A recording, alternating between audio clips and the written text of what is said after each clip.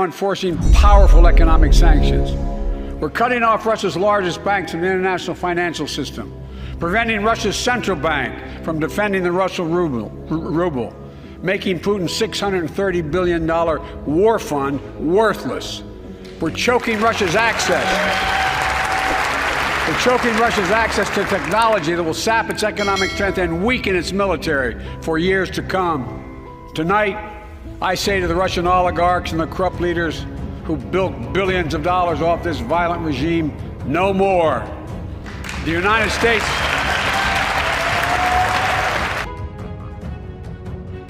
Ketika Barat dan sekutunya mulai melakukan tekanan kepada Rusia dengan sanction, tentunya sanksi ekonomi, di mana Barat dan sekutunya yang tidak mampu secara militer perang melawan Rusia di Ukraina, maka pihak Barat tersebut meluncurkan perang ekonomi, tekanan kepada Rusia dalam bentuk yang lainnya. Sanksi ekonomi seperti tidak dikirimnya kebutuhan harian, bahan baku produksi, hingga transaksi dunia dengan SWIFT dolar diblok dan lain sebagainya dilakukan oleh banyak negara terhadap Rusia. Tapi semua ini sudah diperhitungkan oleh Putin jauh-jauh hari. Sungguh, sebelum perang semuanya sudah disimulasikan. Simulasi di war room, bukan hanya perang bedil-bedilan disimulasikan, tetapi segala macam proxy war dan bentuk 7 perang lainnya seperti masalah ekonomi, sanction, transaksi dolar, alat komunikasi diblok, apapun itu sudah dipertimbangkan dan pastinya sudah punya solusi-solusinya. Misalnya, SWIFT International Payment System di mana transaksi dolar di cut off atau dipotong, tidak bisa masuk ke Rusia atau keluar Rusia. Akankah memukul Rusia? Jawabannya tidak. Kalau hal itu dilakukan malah counterproduktif, membahayakan dolar.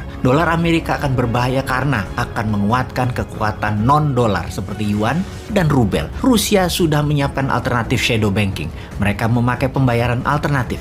Kita ingatkan hal ini. Iran, Korea Utara, dan Tiongkok tahu caranya. Bahkan cryptocurrency mereka sudah pakai juga. Melihat siapnya Rusia 360 derajat, Amerika, Barat, dan sekutunya pusing 7 keliling melawan Putin saat ini. Bahkan dalam pernyataan Putin tidak langsung kemarin di hari ke-7 serangan Ukraina, Eropa Barat dan Jerman diancam akan dicekik Rusia habis dengan gas Rusia. Terdiam Eropa Barat itu kemudian. Di sisi Tiongkok, hubungan mereka makin mesra. Tiongkok dan Rusia tersebut saling asuh mereka berdua. Sanksi ekonomi ke Rusia tidak akan mempengaruhi banyak terhadap Rusia karena Tiongkok siap di sampingnya. Economic warfare-nya matang sekali dari keduanya. Bahkan ekonom Barat yang mempropagandakan akan mahalnya biaya perang Ukraina per harinya yang Rusia harus tanggung, yang jika dalam minggu-minggu depan ini Ukraina tidak takluk juga oleh Rusia, Rusia akan merugi dan akan menarik invasinya.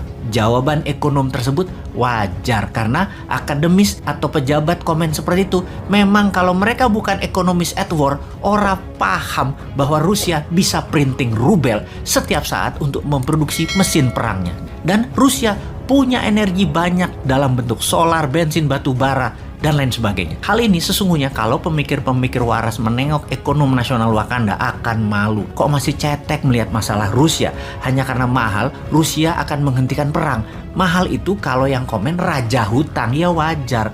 Kalau tahu cara tidak berhutang mengelola keuangan negaranya, maka perang itu biasa-biasa aja biayanya. Sama seperti Tiongkok membangun 20 miliar meter persegi bangunan dan segala macam infrastruktur dalam 40 tahun dengan biaya mendekati 10 triliun dolar atau 10.000 billion dolar atau 75 kali APBN Indonesia sekarang atau 150 kali APBN Indonesia 40 tahun yang lalu. Total angka yang besar tersebut, siapa yang meminjami Tiongkok? Ya perlu alternatif keuangan lain seperti MMT yang Tiongkok tahu caranya, Rusia pun tahu caranya. Sungguh, perang yang rumit dan mumpuni hanya bisa dilakukan oleh negara berdaulat. Beda dengan ketika Lord mengatakan Indonesia dalam 40 tahun ke depan tidak akan perang, maka Bosman bingung. Bingung kok bisa dia ngomong begitu? Apa itu salah? Ya enggak, aneh aja. Civis pacem parabellum adalah moto klasik yang semua tentara pegang. Kalau Anda ingin berdamai, bersiaplah untuk perang. Maka perang yang ada 7 macam itu di Indonesia harus siap. Salah satunya perang militer.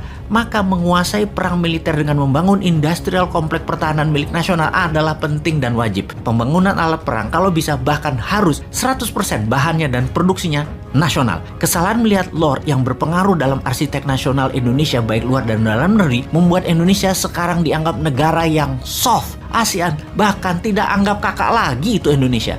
Buktinya apa? Di tengah potensi krisis ekonomi dunia akibat perang, Wakanda pemimpinnya hanya mengingatkan akan naiknya barang-barang harga-harga tersebut. Mengingatkan doang, wong bodoh ngaku pinter juga bisa kalau mengingatkan doang mah. Lalu ngerjain apa sih kalian ini? Jadi keinget gosip nasional saat ini.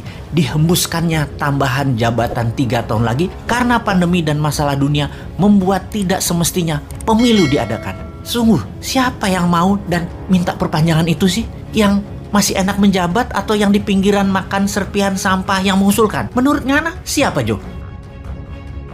Безусловно. Поэтому будем и дальше развивать, совершенствовать армию и флот. Добиваться, чтобы повышалась их эффективность, чтобы они были оснащены по последнему слову.